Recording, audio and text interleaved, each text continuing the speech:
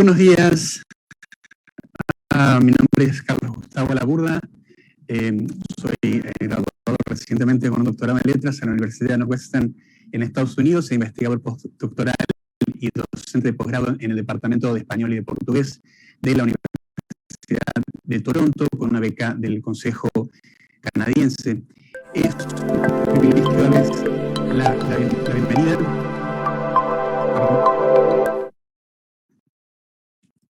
Perdón. Es un privilegio darles la bienvenida hoy a nuestro primer encuentro del día en esta segunda secuencia de nuestro coloquio Legados de la Eugenesia en México y las Américas. En esta oportunidad tengo el placer de presentar el panel Eugenesia y resistencia del pasado a nuestros días, Eugenics and Resistance from the Past to Current Days. Nos acompañan hoy Rachel Sánchez de la Universidad de Cambridge y Susan Antebi de la University.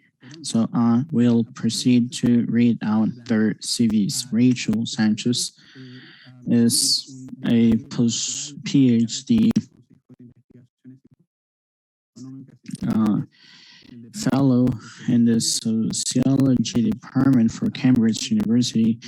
Rachel has completed her PhD in North American Studies in December 2019.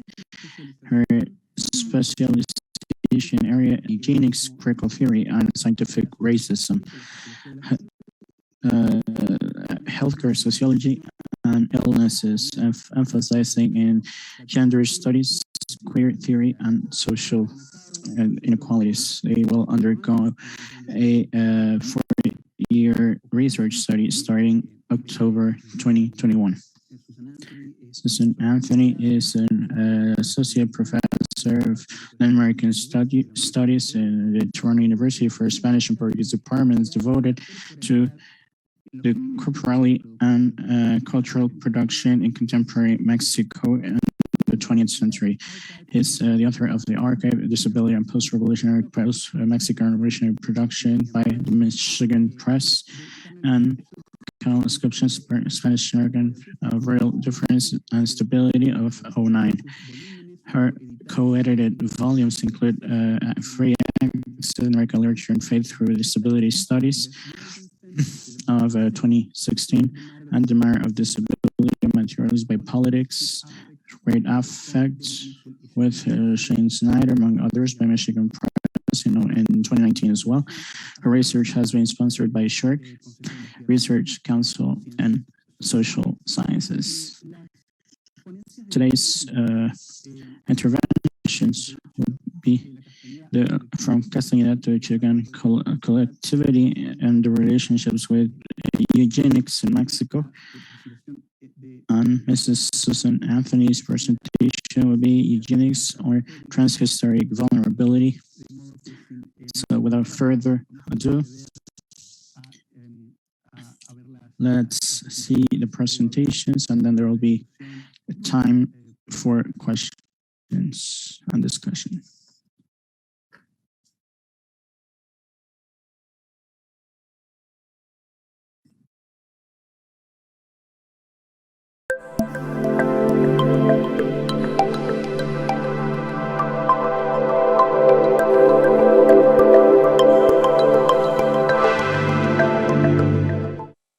Hello, my name is Rachel Sanchez. I'm an ESRC postdoctoral fellow in the Department of Sociology at the University of Cambridge. And today I'm going to talk about the development of disability and its relation to eugenics in Mexico. With eugenics being an integral part of the basis for modern genetics, there are a few questions left unanswered when it comes to the study of eugenics in Mexico. I argue that disability studies provide us a useful framework for understanding and critiquing eugenics. Thus, the scope of this presentation will be to answer the following question: how does neoliberalism set the basis for sleeper eugenics in Mexico? Mestizaje is a racializing assemblage that operates in itself and in conjunction, and it's a component of other assemblages. The figure of the mestizo is an unstable category in itself that necessitates the creation and solidification of other associations with the diverse assemblages that given the illusion of being a stable category. Eugenic ideas and eugenesis operate as one of these assemblages that work towards the making of the mestizo a stable category that make it seem like the archetype of normalcy behind what it means to be Mexican. However, in doing so, eugenics also ensured the stability of the mestizo by positioning anything outside of the construction of the norm as deviant, abnormal, or pathological, therefore creating a tacit division that relegates anything that is outside of the norm as not quite human or non-human status. By looking at eugenic ideas and the mestizo as an assemblage, I can explore the ways in which the process of normalization and stabilization of unstable categories give way to the creation of an undesirable deviant. I argue that in the process of making the mestizo as the archetype of Mexican citizenship, eugenics privilege the creation of an able mestizo that in turn pathologizes everything that falls outside of this idea and categorizes as either feeble-mindedness, physically inept, and disabled. Throughout the study of disability in Mexico, I will explore the ways in which eugenic operated not only to contribute to the stabilization of the mestizo, but the creation of and preference for an able mestizo. Simultaneously, this will allow me to explore how Mexican eugenicists discussed and constructed bodies and groups as feeble-minded, abnormal, deviant, perverse, among others, which in turn will serve as the basis to observe the ways in which these categories are still used or slip in today, and the ways in which these ideas contribute to a slow death. According to Puar and her work on disability in Palestine, slow death refers to the debilitating ongoingness of structural inequalities and suffering. I argue that the poor living conditions of people detained in psychiatric wards and mental health institutions in Mexico live a process of slow death that is only collectively and structurally allowed due to long-standing eugenic ideas of deviancy and normalcy that are still present today to what I term slippery eugenics. After the early 20th century, eugenics played an important role in the construction of feeble-mindedness in Mexico. In attempts to secularize mental health hospitals in Mexico, I was able to explore the ways in which conceptions of heredity, abnormality, deviance, amorality, and criminality were very much present through the figure of the epileptic since the end of the 19th century and the beginning of the 20th. However, due to the dire conditions created by the revolution in Mexico, de Castañeda, in its creation in 1910, started changing ideas of feeble-mindedness as someone who could be treated and cured. However, this was not taken well by individuals, family and patients alike, who would make use of the system to keep themselves segregated. I suggest that this could be the early beginnings of a system of self-surveillance, as well as contestation and questioning to the veracity and viability of Carranza's constitutional government. Nonetheless, psychiatrists and individuals were not the only ones who helped shape feeble-mindedness during the decades of the 1910s and 1920s. Theories like Manuel Gamio and José Vasconcelos made use of statistical, scientific, and eugenic ideas to produce racializing logics that normalize the mestizo while dehumanizing others by putting them in categories such as backward, deviant, or as a mere factor for the development of the able mestizo. After the creation of the Society of Eugenics in Mexico, feeble-mindedness and normalcy were used to create a hybrid idea that would normalize the able mestizo as an archetype of the Mexican nation and assert their importance to create a better Mexican race. These ideas influenced the ways in which feeble-mindedness was seen after the Mexican Revolution.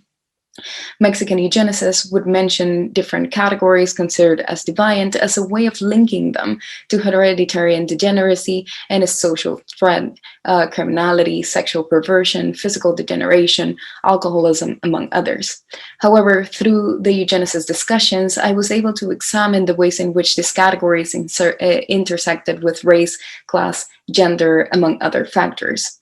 However, by 1944, the threat of degeneration was particularly relevant due to the creation of farms for functional patients on the road to recovery. The idea of recovery, as I was able to show through different methods explored by the Society of Mexican Eugenics regarding social prophylaxis and sterilization, was not part of the rhetoric of Mexican eugenicists. This in turn created a sense of anxiety in the ways in which eugenicists discussed hereditary defects and their impact on the Mexican race and society that led to new configurations that required deviants to apply mechanisms of surveillance to themselves. After the second half of the 20th century, there was a shift regarding disability rights. International organizations played a major role in the incorporation of different resolutions, the first one being the Universal Declaration of Human Rights in 1948 that was ratified in Mexico, whose Article 25 stated that, quote, everyone has the right to a standard living of adequate for the health and well-being of himself and his family, including food, clothing, family, and medical care and necessary social services, and the right to security in the event of unemployment, sickness, disability, widowhood, old age, or lack of livelihood in circumstances beyond his control. However, despite of this ratification, it is important to mention that the Society of Eugenics in Mexico focused on hereditary problems that, in their view, led to deviances and should be either segregated or eliminated through sterilization, and that did not cease during the 1950s onwards. By the 1990s in Mexico, there were different non-governmental organizations that advocated to improve the care given at mental health institutions in Mexico. For instance, the Mexican Foundation for the Rehabilitation of the Mentally Ill, or FREM, was part of various international and local forums advocating for the improvement of care at mental health institutions, among other organizations. Both FREMS and Dignity Foundation established community-based programs inside of psychiatric hospitals in Mexico. These programs consisted of community-based residential homes and rehabilitation homes for people with mental health disabilities. This consisted in shared housing accommodation, educational programs, and even a ceramic workshop, for example. While conducting these programs, the FREM realized that there was a series of mistreatments inside of mental health facilities in Mexico that ranged from poor living conditions and lack of resources to physical violence. As a result, they decided to expose these abuses as human rights violations and push the government to draft a new law that would protect the people inside of these institutions. This developed into the drafting of the federal law that it was adopted by the federal legislature in 1994 and ratified by the Federal District of Mexico City in 1995. By 1996 and 98, respectively, this law was passed and implemented throughout the country. However, despite the norm created in 1994, the FREM with disability, alongside with Mental Disability Rights International, argued in a report made in 2000 entitled Human Rights and Mental Health in Mexico that people detained in psychiatric institutions, commonly known as granjas or farms, after the creation of the first one in Guanajuato and the various other after the closing of La Castañeda, quote, experience a lack of total privacy and basic control over the most minute and personal decisions of their daily life, end quote. The report twice violated the abuse and denial of sexual and reproductive rights of women with disabilities in Mexico can shed some light on the ways in which disability operates in Mexico nowadays. The report was published by the Colectivo Chucan in collaboration with Disability Rights International in 2015, and its main purpose was to, quote, lay the basis for further advocacy efforts to guarantee the sexual and reproductive rights of women with disabilities at the legislative and policy level in Mexico, end quote. The Colectivo Chucan, based in Mexico City, is the first organization in Mexico managed by people with psychosocial disabilities, end quote. The aim of this research was to, quote, identify the main violations against sexual and reproductive rights of women with disabilities in Mexico, end quote. The main findings of this report were that the Mexican state, quote, has failed to implement policies that ensure that women with psychosocial disabilities have safe access to sexual and reproductive health services on an equal basis with others.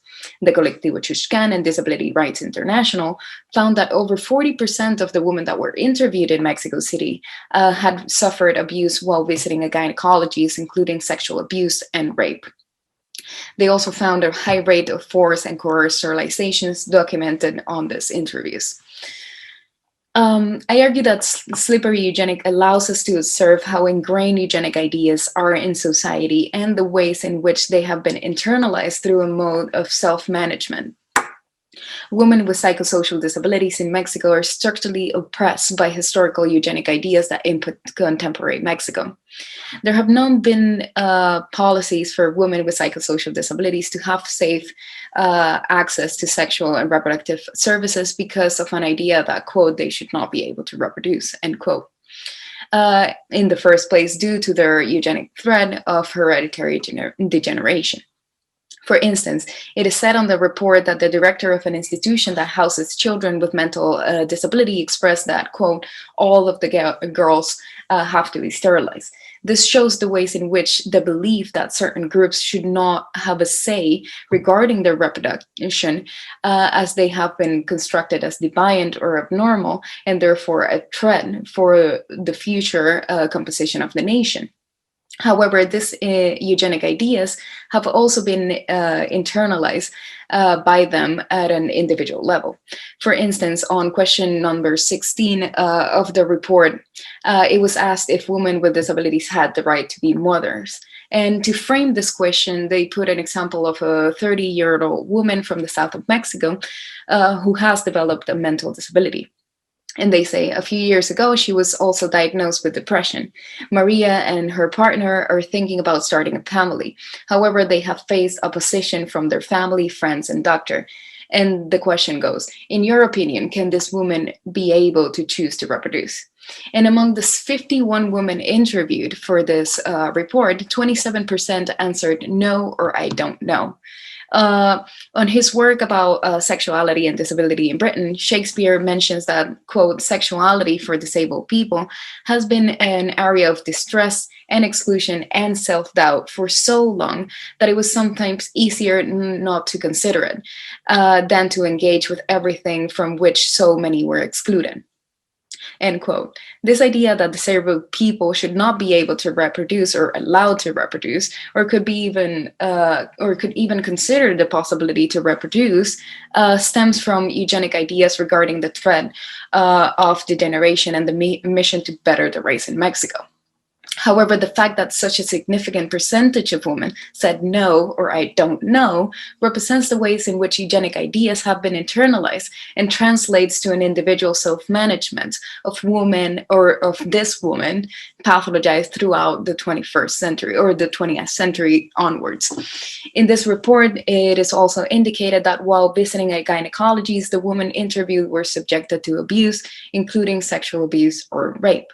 For instance, they revealed that when Disability Rights International went to Casa Hogar Esperanza, an institution for children with disabilities, in June 2014, they found that Casa Hogar Esperanza had a policy that consisted in the, quote, forced sterilization of every girl that is admitted to this facility. Disability Rights International and the Colectivo Chucan stated that given the, quote, pervasive problems of sexual violence in institutions, they believe that this is done to, quote, cover up sexual abuses by preventing a pregnancy that can result from it. The Colectivo and Disability Rights International actively denounce eugenic ideas and its links to the ways in which people with disabilities are treated in Mexico today. This is particularly clear when the Colectivo and the Disability Rights International state that the eugenic sterilization law in Veracruz still plays a major role in allowing mistreatment targeted towards people considered as disabled. They argue that the fact that the law 1932 or Law 121, which called for the, quote, regulation of reproduction and feasible applications for methodical eugenics, included legal sterilization of, and I quote, the insane idiots, degenerates of, or those demented to such a degree that their defect is considered incurable or hereditarily transmissible in the judgment of the section of eugenics and mental hygiene. 83 years later, this law has not been abolished. So they actually create explicit links, like in their report, with this eugenic law that Alexander Stern has written about as well. So by creating this report, the Colectivo Chutkan and Disability Rights International are using their knowledge of the current situation regarding people with disabilities to analyze critically the development of medicalization and problematize its development in light of Mexican eugenics. Through the creation of this report, the Colectivo Chutkan and Disability Rights International built a bridge between Mexican eugenics during the first half of the 20th century and slippery eugenics through the ways in which this idea slip into the practices that exclude, pathologize, and dehumanize people with disabilities. Thank you very much.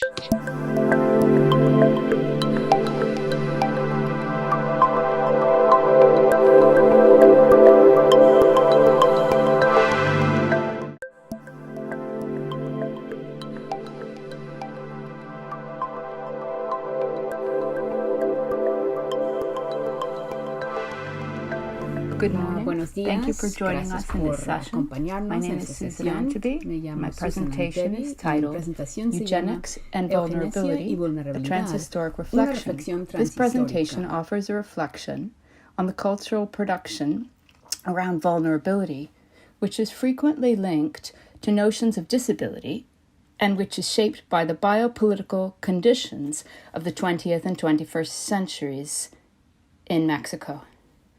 A particular focus in this exploration is the popular figure of the child Firencio, a spiritual leader and healer whose fame generated a massive following in the 1920s and who continues to inspire worshippers and artists today. Here we have 3 images. The first is a photo of the boy, Firencio, a young man dressed in a suit. The second is the emblem of the Mexican Eugenic Society for the Improvement of the Race, founded in 1931. And the third is an image of the performance artist Felipe Osornio, also known as Leche de Virgen Trimegisto. He has a plastic nopal in front of him that is purple in color, and his body is also illuminated in the same color, and he is only half dressed in chains. Firencismo, in its original time period, coincides with the eugenics movement in Mexico and offered forms of spiritual expression and medical care to marginalized populations, those that had been semi-abandoned by state health care and did not fit entirely within its framework of national progress. Contemporary performance artist Felipe Osornio incorporates historical and contemporary Firencism into his work, along with his own lived experiences of disability, as part of an artistic practice that emphasizes vulnerability as an unstable or unresolved way of being in the world. This practice, as part of a corpus of disability arts within and beyond Mexico, insists on the creative aspects of vulnerability, linking corporeal sensation to collective history. How can we approach the eugenics of Mexico and the world in our contemporary moment? Exploring the legacies of eugenics implies tracing a bridge or space of continuity between the current reality of health, reproduction, and identity policies with all their cultural contexts, and a previous moment, something distant that we could situate in the 1930s in Mexico, but that actually occupies a longer and broader history. The gesture of speaking about the legacies of eugenics, for me, has to do with a transhistorical desire, that of understanding the discourses of public health, hygiene, race, and pathology, often explored by historians of science from a perspective informed by disability studies as a more recent trend. I would like to place in dialogue and juxtapose different historical moments, the present day and the eugenic revolutionary moment of the 1920s and 40s, but also to imagine a dialogue between disciplines, themes, between the history of eugenics and disability studies. Does disability exist in the 20s and 30s or 40s in Mexico, since the term is not found in archival texts?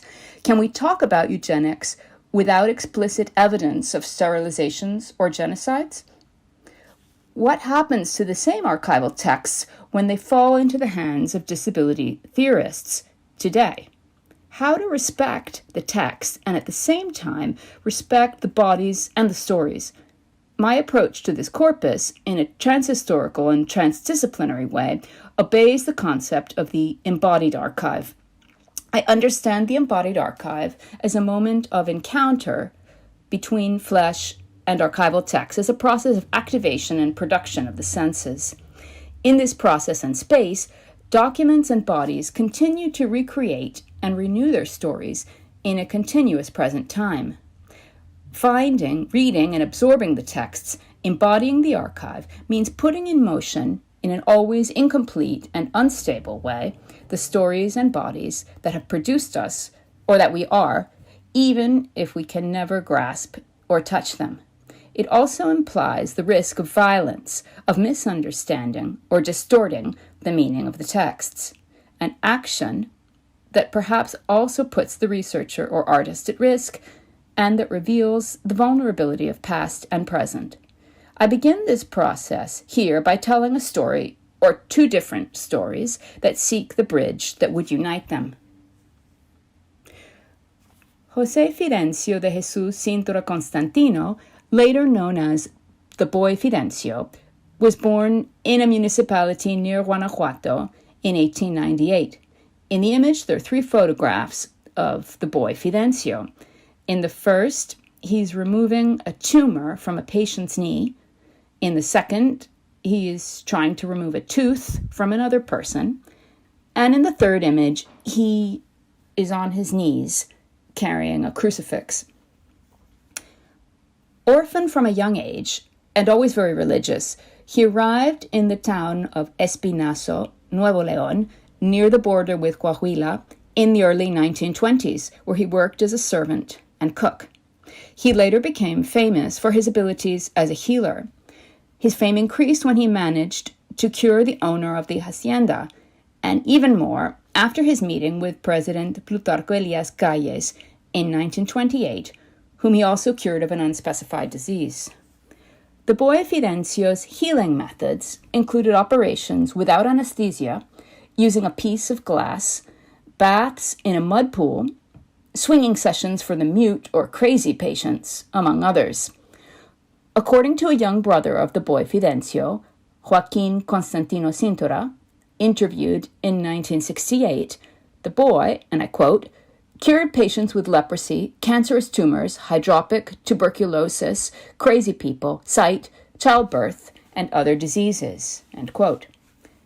Scholars of the Firencio case tend to frame this story as part of a broader phenomenon of popular saints and healers, especially in the northern states of Mexico and the southern United States, where conventional medical resources were scarce at the time.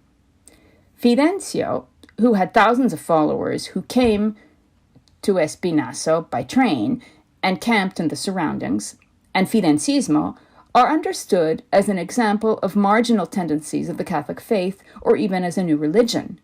As Claudia Agostoni argues, the popularity and success of Firencio in his time also underscores the uncertainty and ineffectiveness of state medicine in its hygiene and public health projects, especially in rural areas, and shows in some instances the blurriness of the division between official and alternative medical resources. It could be added here that this is a time when there is a notable ambiguity between medical and popular discourses that emphasize hygiene in terms of the risk of contagion, and those that insist on the factor of heredity, especially in cases of tuberculosis or syphilis. The rise in fame of the boy Firencio from the 1920s until his death in 1938 corresponds, as mentioned, to a time in which the ideas of eugenics and hygiene, especially in the areas of health and public education, occupy an important place in state policies. The Department of Psychopedagogy and Hygiene, part of the Ministry of Public Education, founded in 1925, focuses its activities on the psychometric and anthropometric examination of school children with the purpose of, and I quote, to know the constants of physical and mental development of Mexican children, end quote, and also to identify differences and separate groups by their characteristics according to categories such as the following, quote, blind, deaf-mute, crippled, with physical ailments, with mental ailments, end quote, as well as, quote, mentally weak or abnormal, end quote, and those with various diseases. The emphasis of this department, which in 1936 would become the National Institute of Psychopedagogy, includes the study of the issue of heredity and the causes of various undesirable conditions. It should be noted that many of the members of the Mexican Eugenics Society, founded in 1931, are the same ones who actively participated in the Department of Psychopedagogy and Hygiene or in various public health offices. In addition to a focus on schools in Mexico City, psychopedagogy initiatives included cultural missions with the project of promoting hygiene and knowledge of hereditary influences on the health of the population in rural areas of the country. The encounter between state political medical knowledge and Firencismo took place on a visit to Espinazo by Dr. Bela Gonzalez, Vice President of the Health Council of the State of Nuevo León and Federal Health Delegate in 1930. The account of his visit and his observations of the sick and Firencio's healing practices appear in an article in the newspaper El Porvenir. The text is announced as follows, and I quote, a visit to the field of pain where the tuberculous, syphilitics, the cancerous, and lepers swarm in horrifying promiscuity, end quote. Dr. Bela's descriptions frame the space of that field of pain through a hygienic discourse, pointing out the risk of contagion at the population level and regarding the disgust and discomfort that its author seems to feel during his visit. The use of quotation marks in the text is also notable, indicating the author's distancing from Firencio's practices when he refers, for example, to the child's work. The doctor condemns the unsanitary practices that he finds in Espinazo, and especially those who surround Firencio to take financial advantage of his apparent power. Regarding the child, Bela Gonzalez states the following, and I quote, Firencio is an innocent.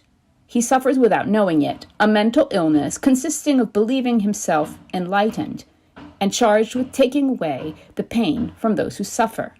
End quote. Vulnerability in this discourse belongs to Firencio, who also has an effeminate voice and a humble or even childish attitude, and to the, quote, uneducated masses, end quote, including many who come to Espinazo to die. At the same time, here the activities in Espinazo put the doctor himself at risk due to the discomfort of his experience, as well as the state and the entire country, highlighting a blurred line between the spaces of the state hygiene campaigns, with their implicit eugenic context, and the terrain of the so-called uneducated masses in search of remedies within their reach. The doctor's rejection of these masses suggests again a certain ambiguity between the fear of contagion and a contempt more rooted in insurmountable and potentially inherited differences of class or race. In the 21st century, the figure of the boy Firencio continues to fascinate and attract the faithful, historians, and the curious. At the same time, it continues to pose the dilemma of the framing of bodily and social differences. The documentary film From Roma to Espinazo by Juan Farré from 1995 reveals the crucial role of social vulnerability in contemporary Firencismo, pointing out that the most socially, sexually, and physically marginalized, those who do not find their space, even in the Catholic Church, nor in state educational or health institutions, turn to Firencismo and find there a protection that is both spiritual and curative. On the screen, we have an image of the publicity for that film that says, quote, "Let the rich go to Rome. All the rest of us will go to Espinazo," end quote. And it has a figure of the child Firencio represented as if he were the Virgin of Guadalupe. The television series Niño Santo, for its part, from 2011, highlights the issue of resistance to vaccination in a small town as the border between center and periphery and as axis of the uncertainty of modern medical science that is out of place and uncomfortable, like Dr. Bela Gonzalez in his visit to Espinazo in the previous century. In the image, we see the publicity for the series that says, quote, "Holy Child, Science or Faith," end quote. And there is a blue light, the figure of a wooden crucifix, which also at the end is a syringe filled with red and blue liquids. These cultural manifestations of the Firencismo of our days foreground an idea of extreme marginality, of groups that do not find a place in any established institution, or whose bodies or beliefs threaten society and the modern state. They are differences that attract the attention of the curious viewer, but that also recall the threat of discipline or possible disappearance. Here, to consider more carefully the activation of vulnerability as a transhistorical reading of eugenics, I would like to dwell on the figure of the performance artist Felipe Osornio, known by his stage name of Leche de Virgen Trimegisto. Osornio's work tends to focus on the intimate experiences lived in his own body as a queer man and with a medical condition called, in his words, focal and segmental glomerulosclerosis, chronic degenerative and incurable kidney disease, end quote. These experiences include a kidney transplant and long-term medical treatments with immunosuppressive drugs to prevent rejection of the donated kidney. His performances, texts, and visual art installations revolve around the vulnerable body, the theme of organ transplants, the sick body as an active agent in its own negotiation with medical treatments, the paradox of immunosuppressive medicine that protects the organism, but at the same time generates susceptibility to infections, pathological agents inside the body, and life in intimate and continuous dialogue with death. As an example, in his antibody project, he cultivates pathogenic bacteria from his own body to underline the paradox of infection and the separation between the outside and the inside of the body. On the screen is an image of a medical worker who appears to be drawing blood from Osornio, and also the image of Petri dishes containing pathogenic bacteria from Osornio's body. Or living archive, in which he covers his naked body with origami insect figures created with archive fragments of his medical record. In the end, he breaks them into pieces and forms the words, quote, "I am alive," end quote. In this image, we see Osornio's naked torso with some origami paper insects on his face and neck. Many of his performances include his blood, other bodily elements, and several are difficult to look at due to the way he works with the exposed human body, the visibility of which is usually hidden, the ambivalent encounter between the living and the dead. Osornio's triptych project, Campos de Dolor, deserves our attention in particular because of its explicit incorporation of Firencismo. There are 3 images of Osornio's participation in Fidencismo. In the first one, he is sitting on a swing with his back to the camera, and above are the words J. Fidencio, 1898 to 1938. In the second image, he is also facing away from the camera and wears a jacket with a photograph of Fidencio on the back. And in the third, he's standing in a puddle of mud and wearing a pink dress, also semi-covered in mud.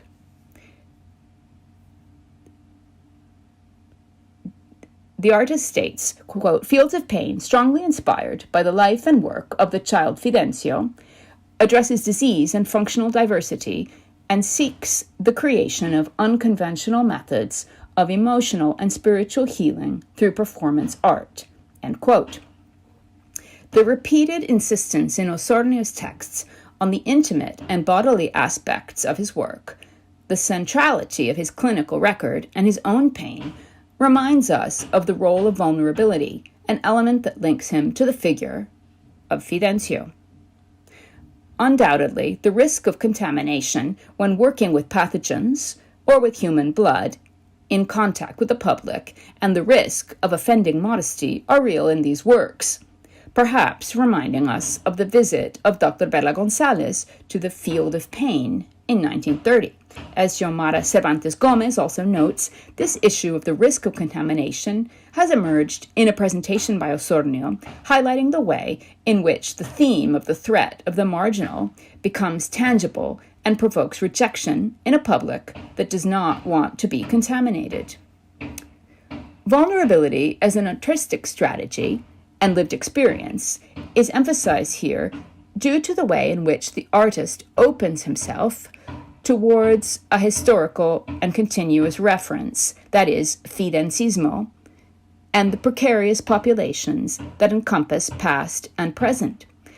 Fields of Pain has three parts, three performances: lepers, loose-tongued, and demonic. Here, lepers is represented with a photograph of naked bodies covered in mud, loose-tongued with a figure of Fidencio himself, naked and splattered with blood, and an altar with many candles, and the photograph of dead Fidencio represents demonic. Each one refers to a group of supposed patients or marginalized people defined by their condition, at the same time that they expand those categories towards different conditions and experiences. The scenes also explicitly dialogue with current and historical Fidencismo. In Loose-Tongued, Osornio sits naked and spattered with blood on a swing. He swings and tells something of his own medical experience and diagnosis stemming from a kidney biopsy. Then, some participants take their turn, swing, and talk about their bodies and conditions, including a brain injury, a case of anorexia, and a positive HIV diagnosis. In this image, Osornio is standing on the left, and on the right side of the image, there is a young woman sitting on a swing with a microphone in her hand. What for the Fidencistas was called kinetherapy, or a healing of various conditions through movement, in Osornio's work, he adjusts toward a different terrain. The participants, including Osornio himself, put their bodies, their experiences, and their diagnoses in public circulation, not to cure themselves of a disease, but to experiment and expose the equation, always imprecise and incomplete, between body and medical record, underlining the stigma that it is usually associated with certain conditions, and at the same time revealing the possibilities of resignification of bodies and their stories in a shared space. It is a gesture that sets in motion the pain, diagnoses, and historical continuities between the social marginalization of revolutionary Mexico to that of our present day. Talking about vulnerability in these scenes means recognizing a social context in which some differences are still rejected or feared, in which the threat of disability is what difference represents for the community, and also what those who are different can fear from society. Vulnerability and threat are double-edged and feed off each other. This image critically reflects the paradox of homeopathic eugenics in Roberto Esposito's terms, in which the body that pollutes due to its constant proximity to death is at the same time the entire social body that has to purify itself. Invoking Firencismo, nuanced by the perspective of functional diversity, suggests a transformative reactivation of the history of both Firencismo and the eugenic context from which it emerges. The risk of inhabiting this history is that of assuming the momentary gesture of citing the past as if it were the search for a cure, while recognizing and experience difference, if not diagnosis, in the flesh as a permanent condition. Thank you.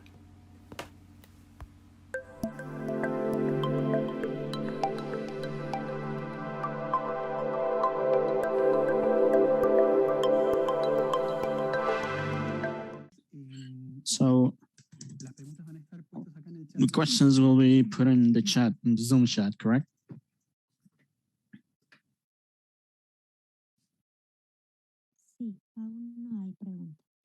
Yes, there are still no questions. So are we recording? Are we live? Muchas gracias. Thank you very much for your presentations. It's so fascinating to see the eugenics language changes and evolution. Particularly, what I was able to see is how the great eugenics nightmares are threaded in the 20s or even before the advent of eugenics as a state policy, with as a sort of power in the legal system. And so what happened before as well with alcoholism, with leprosy, as ghosts to exercise, demons to exercise. So how all of this has been developed throughout the 20th century, and how this was divided or split from the aesthetic works in the case of Osornio. I was also really interesting to see the questionnaire by you, Rachel, that was supposed to be done as managing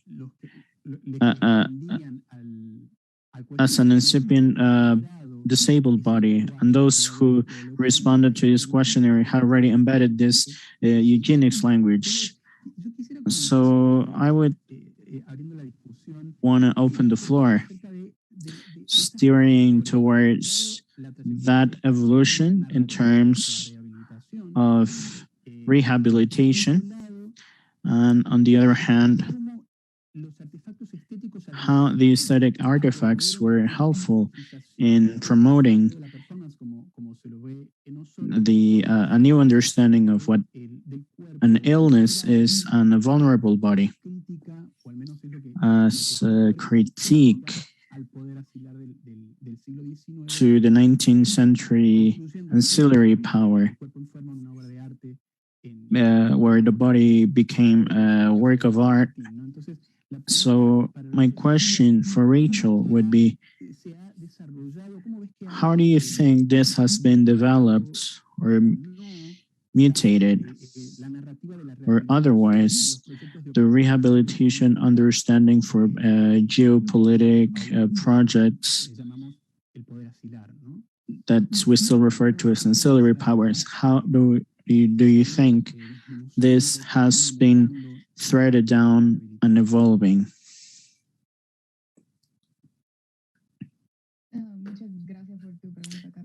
Thank you for your question, Carlos. This is really interesting because mutation takes different ways from the end of the 19th century to the present day. And so one of the most interesting things is the language shift and how language is employed in different domains, depending on what they're intending to say, but always words like vulnerability, risk, and other the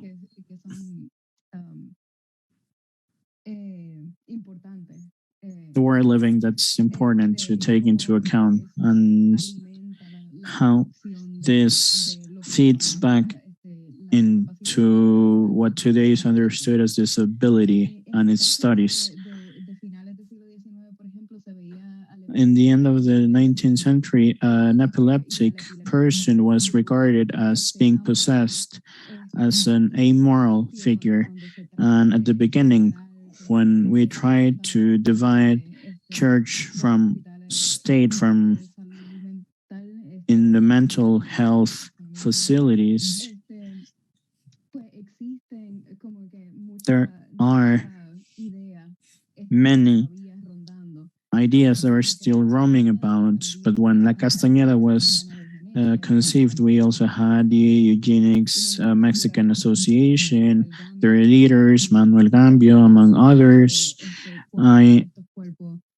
which were discussing what kind of bodies needed to thrive and the other ones who needed to be segregated from being reincorporated into race. There's a lot of action taken in terms of who can have reproductive rights and who can't. And this goes on far beyond the 1950s. Like, for example, Saavedra continued talking about eugenics until 1974, something like that. And then the language shifted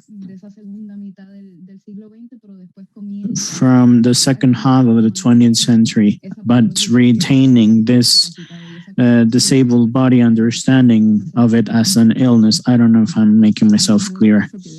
Yes, I even started thinking about the epileptic figure because towards hysteria, neurosis, so those are the stardom of the last century. And besides the lockdown, how drugs are also controlling the heteronormativity and the understanding of these bodies as an illness.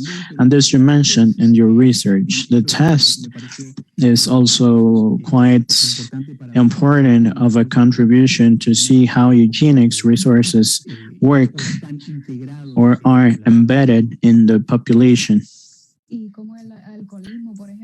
and how alcoholism, for instance, is a racial pathology, because to some extent,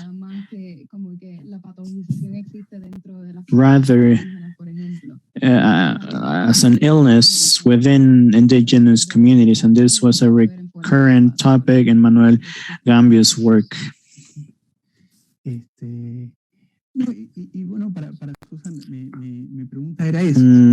To Susan, my question was how awareness of that, of writers writing both novels and medical papers. I suspect today that you may elaborate on this. You see that the work of art awareness helps to stop this eugenics momentum of this optimization projects.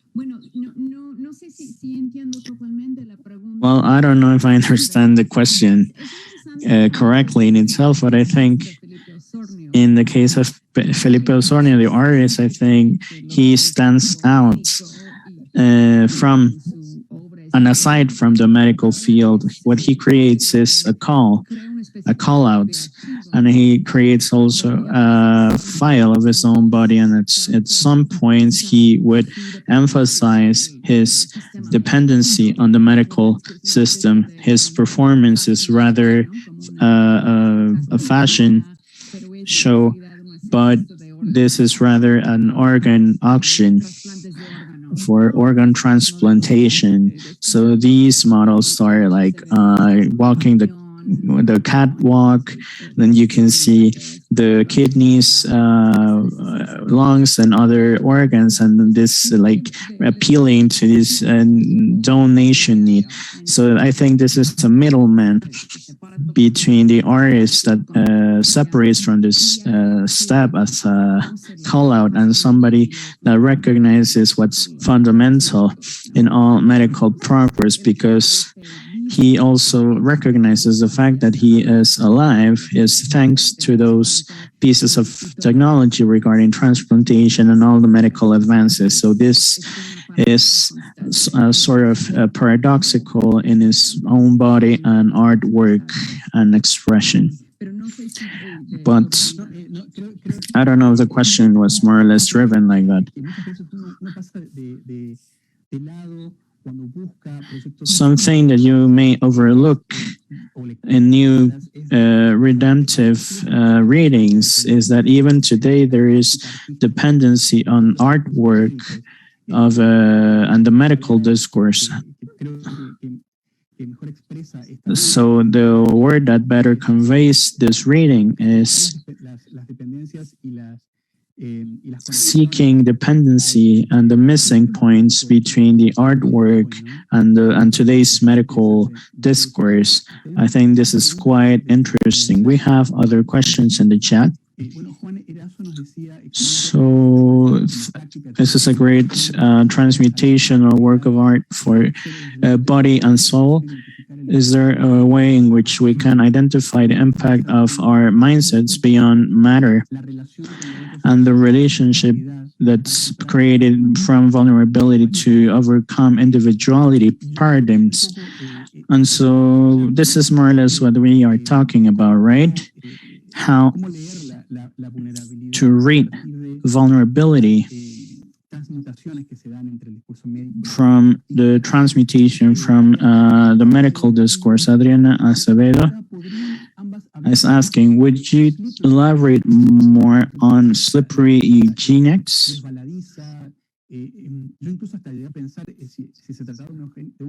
I was thinking of it more as residual eugenics, but rather slippery. The difficulty of using eugenics as a term in the Mexican context. How does eugenics help us better understand the studied phenomena at hand? Would you want to start, Rachel, with this slippery eugenics? Sure. Thank you, Ariana, for your question. Slippery eugenics help us understand all the eugenics legacy from a more contemporary standpoint, because eugenics would have been intended as more state-controlled. Now, with technologies, this could be regarded more in people trying to bring about eugenics as something that's novel to technology, and how these two things become operational within this not only Mexican context, but let's focus on the Mexican context for now, and how the state control and the eugenics legacies permeate on both state and systematic levels, and in addition to how different technologies remain and those bias against a typical bias need the possibility of change.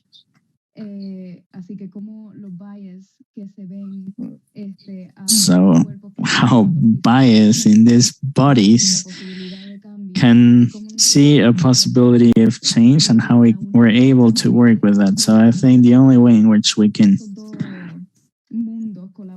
see both worlds intertwining among one another and see the risks that are the result of eugenic legacy. Is all of this could be understood or be put under the umbrella of slippery eugenics. I don't know if I may add something. Thank you very much for the question. I think this slippery eugenics is really interesting a term. You may correct me if I'm wrong or I'm misemploying it, but I think the phenomenon suggested by Rachel is that before in the 1920s, 1930s, the main emphasis was a strong state as the main core of that eugenics core and practice. In the 21st century, within a neoliberal context, we can talk of multinational markets or of a neoliberal Mexican state where market pressures and privatization are really influential in everything that has to do with eugenics supply. We've talked a lot about the Mexican genome, which is a state project, but also comes with a lot of potential development possibilities to be developed from a pharmaceutical market standpoint. So I think eugenics could range within a quite wide spectrum. And also the internalizing the fact that of who is able to reproduce.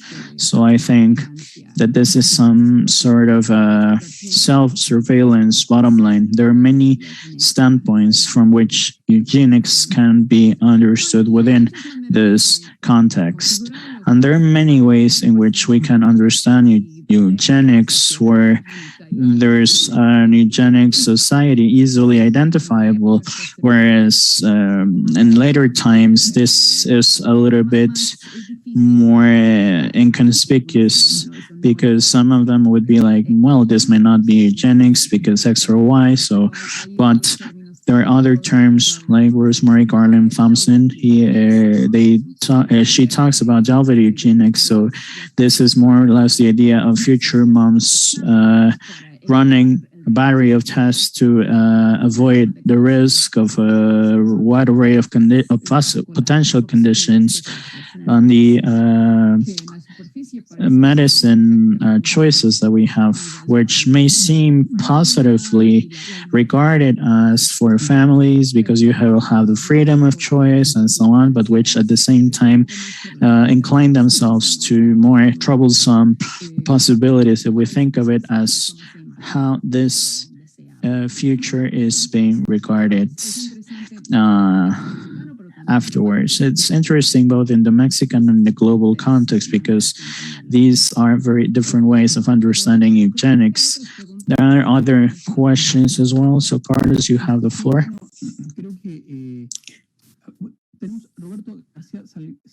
Roberto Garcia Salgado writes, eugenics seems to be quite biopolitical in nature, but the vocation contribution is quite transversal. The political fabrication of bodies as normalized practices. We had talked about optimization projects. Juan Preciado has a really interesting theory of neoliberal pharmacopornographic schemes where pathologies, flamboyant individuals, new market classifications with pills and hormones has been twisted into not being able to see the separation between state and economy anymore.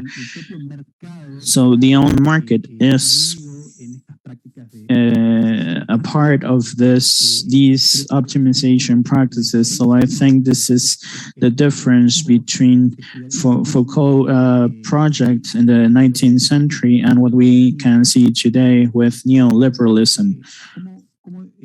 So just to elaborate more on this comment, how does Foucault show in your work, Rachel?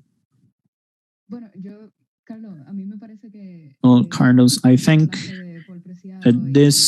what you talked about, Paul Preciado and his standpoint is really interesting, because what he does is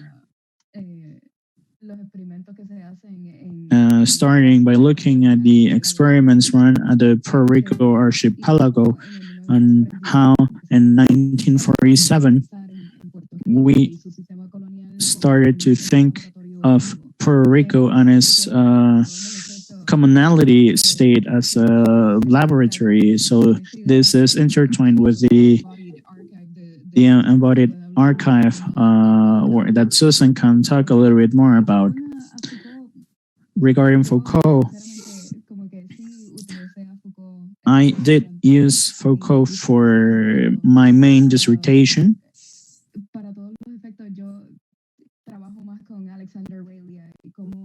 But I worked more on the Alexander Rayleigh side, whose main theory in 2014 was that we mainly focus more on Foucault and Agamben, and we are not little to no interest in Black feminism and the extent to which we are living people aside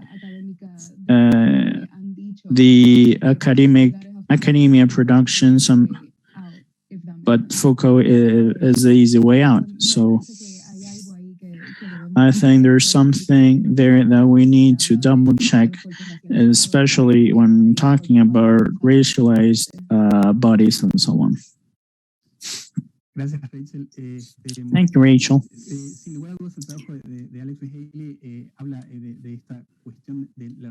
Yes, as Alex Behaim is talking about reduction of body to flesh, and this is reflected on Susan's work, how body is exposed as its utmost intimate vulnerability, which is organs. A really important piece of work. We have 2 more minutes. Diego Alvarez y Casa is asking, how can we work on following up of disability pathologization without anachronism? And could you state the difference between slippery eugenics and soft eugenics? This is a really interesting question, Susan. Well, I don't know if I'm going to be able to clearly answer this question, but soft eugenics to me has an already studied history having to do with the typical distinction being done, as this is also being done from Legados and the area of eugenics. Deals with Anglo-Saxon eugenics, Northern European, US, Canada kind of eugenics, which are more eugenics purely related policies related to organs, and the soft eugenics that's more related to Latin American countries, just a little bit as we saw in Gustavo Vallejo's and Marisa Miranda's presentations yesterday. So this is a soft standpoint based on anachronism. So if I'm understanding correctly, slippery eugenics is a little bit more contemporary as a concept, a little bit novel, a concept where we are yet to see how eugenics is being transformed into something more contemporary. But maybe Rachel there would be able to say something else on this matter and clarify this different. I don't think this is necessarily a softer approach, but rather a noveler approach. I think this is mutually exclusive. for Nancy Stepan, Susan, Alexander Stern, use those understandings, and I think from a more historical eugenics, many people use soft eugenics as well. Whereas sleeper eugenics, this I understood of it as an underrated kind of eugenics born post World War II. And I'm going just to write down my contact number. I'm not so difficult to Google, but this is my email on the Zoom chats. Thank you very much. We have it here. And there was also another question by Ariadna, which we might comment on if time allows for it.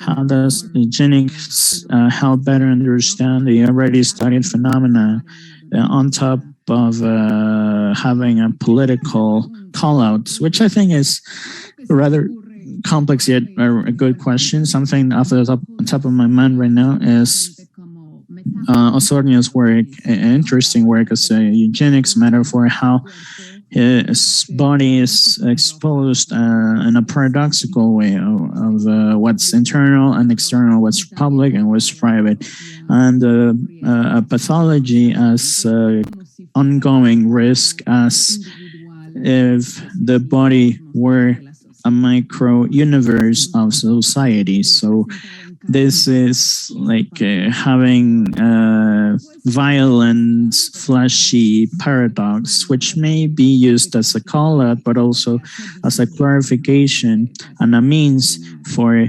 reflection and visibility. So I think this would be a great helpful way whenever I think of this idea as a rather violent paradox of what's pathological and what's uncertain between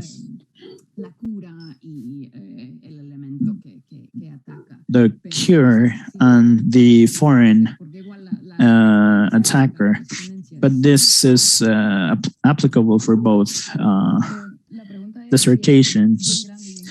Yeah, this is quite a complex question. I'm going to try to make my best to answer this question.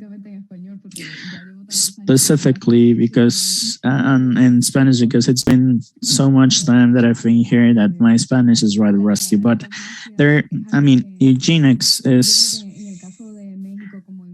regarding Mexico and the ensemble of Latin America, is something that was existing in such an embedded way to have a body management propaganda across the 19th century. This was internalized in many ways, that this has gone unnoticed in many ways, and this can be seen both structurally and systemically, like when there's institutional racism, and also on an individual level, when we call them as class versus race, or bettering the race. This is something that we see on our daily lives, and that we are starting to think of it as an internalized racism and propaganda as a result of eugenics baggage. So something that we need to reflect on when we study eugenics is how in our daily lives there are several ways in which we can experiment eugenics today.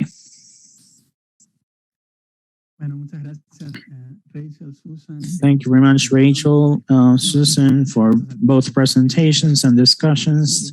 And we must thank the audience for your questions as well. I think we have hit the top of the hour. So We have panel number 5, if I'm not mistaken. Yes, and just really briefly, thank you very much, Carlos, for your for acting as a moderator. Rachel's work. There is a small change, unfortunately. Jonathan Maldonado wasn't able to make it today with us, but on the following panel in 15 minutes time, we're going to have Patricia Brockner's presentation and Beatriz Miranda's presentation as well. So stay tuned and please join us in the next session. Thank you very much.